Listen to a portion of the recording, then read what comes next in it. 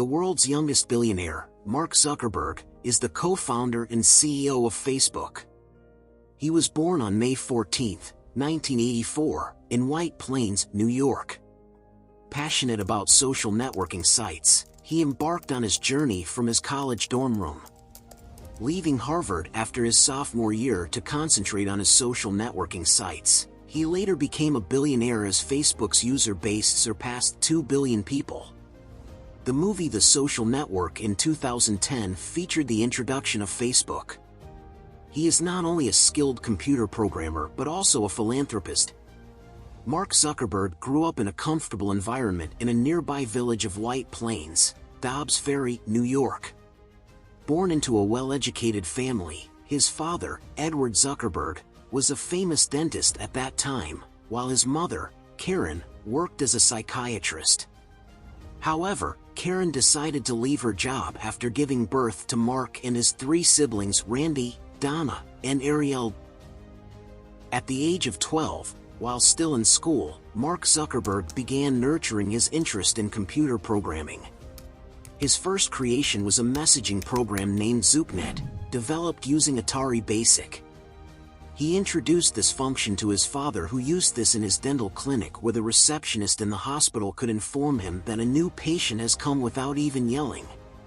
They also used that program in the house to communicate.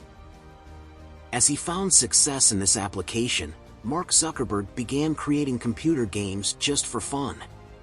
Having numerous artist friends, they would draw things, and Mark would then turn those drawings into games. Recognizing his enduring interest in computers, Zuckerberg's parents hired a personal computer trainer named David Newman. He came to their house and provided lessons, supporting Zuckerberg in his computer endeavors. Mark studied in Phillips Exeter Academy, which was a preparatory school in New Hampshire. He became the captain of the school's team by showing his talent of fencing. Despite excelling in literature and completing a diploma course in classics, his unwavering interest in computers prevailed. During high school, he focused on developing programs and created a music software called Synapse, akin to Pandora. This achievement garnered attention, with major companies like ADL and Microsoft expressing interest in purchasing the software. However, Zuckerberg declined these offers as he aspired to achieve something significant in life. Graduating from Exeter in 2002, Mark Zuckerberg pursued further education at Harvard University. He had a reputation as a software developer in his campus at the Ivy League institution. He introduced a captivating course for students, named Course Match. This program allowed students to choose their classes based on the course selections of other users. Despite gaining immense popularity among students, the program had to be shut down, leaving them disappointed. Mark Zuckerberg, along with 3 fellow students Divya Narendra, and the twins Cameron and Tyler Winklevoss, initiated the development of a social media networking site called Harvard Connection. This site, intended for the elite students at Harvard, was essentially a dating platform. Concurrently, Zuckerberg collaborated with friends Dustin Hoskovitz, Chris Hughes, and Eduardo Saverin on additional networking sites. In 2004, Mark Zuckerberg and his friends ventured out of their dorm room at Harvard to create a captivating social networking platform. Users had the freedom to create profiles, upload photos, share their current activities, and engage in communication with others. In 2005, Zuckerberg launched his own enterprise. They received a huge amount from the venture capital firm Accel Partners. They injected $12.7 million into Facebook, which, during that period, was exclusively available to Ivy League students. There was a great push in the membership to more than 5.5 million users by December 2005, encompassing colleges, high schools, and international schools. With a growing interest from other companies for advertising on Facebook, numerous offers to buy the platform were presented, including ones from Yahoo and MTV Networks. Zuckerberg declined all these offers, expressing a strong commitment to focusing on the expansion of Facebook. His emphasis was on introducing more features and opening up projects to external developers to maximize the platform's reach and potential. In 2006, as Mark Zuckerberg's business expanded, he encountered a significant obstacle. Harvard Connection believed that Zuckerberg had stolen their idea, prompting them to demand compensation for the losses incurred in their business. This claim came as a shock to Zuckerberg.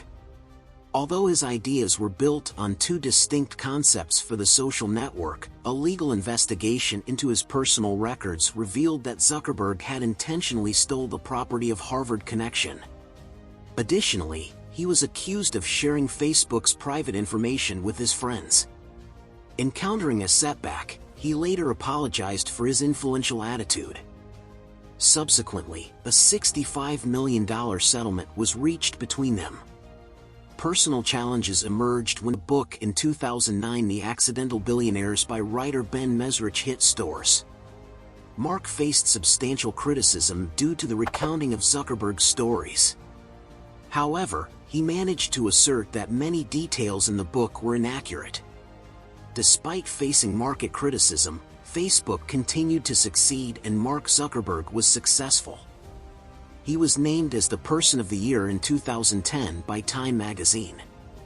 At the age of 28, Mark Zuckerberg, the youngest CEO on the list, married his girlfriend Priscilla Chan on May 19, 2012.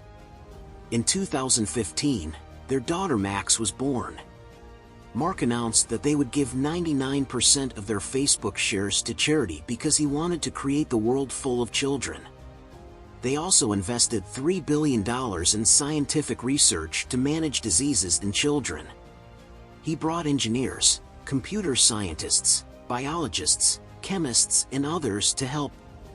He never wanted to build a company. He had a purpose to connect people and bring them closer. It occurred to me that building a company was the best way to align a group of people towards building something great, right? And it's really just, it's a good organizational structure where you can really reward people if they're building something that's good. You can work with partners and reward them if the products that you're developing work well. So it's a good way to get the best people involved to build something very good. After facing a lot of problems when companies wanted to tear them apart and buy them, but he ignored all the hurdles and succeeded. He focused on the change he wanted to see.